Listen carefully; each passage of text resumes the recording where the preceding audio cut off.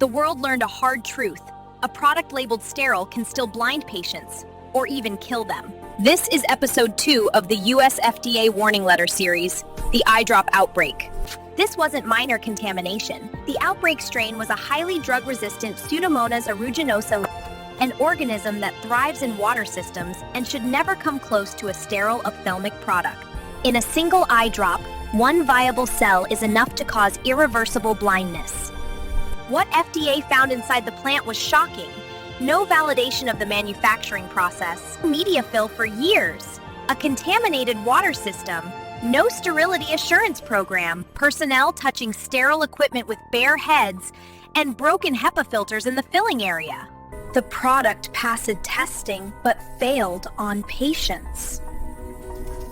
Sterility test method was inadequate. Detected organisms weren't identified. There was no microbial trending, no environmental monitoring in critical zones, and no risk assessment after sterility excursions. When your testing cannot detect danger, your product becomes dangerous. In Pharma Real World Stories, episode 15, we showed what happens when companies take shortcuts in water systems. Heat sanitization turned off, carbon filters used instead of proper design, warnings ignored, microbes detected, and pass reports written instead of real fixes. The same organism ignored back then is the one that caused blindness and death. This wasn't a deviation, it was a tragedy. Dozens of patients across multiple U.S. states were infected. Some lost their vision permanently. At least 14 deaths were linked to these sterile eye drops. These weren't numbers in a report, they were human lives. When sterility fails, the patient pays the price. FDA's conclusion was clear. Your facility presents a significant public health risk.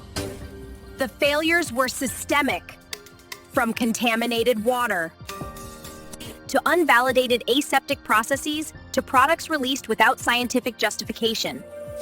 Don't wait for a recall to fix your sterility program. Sterile manufacturing is unforgiving.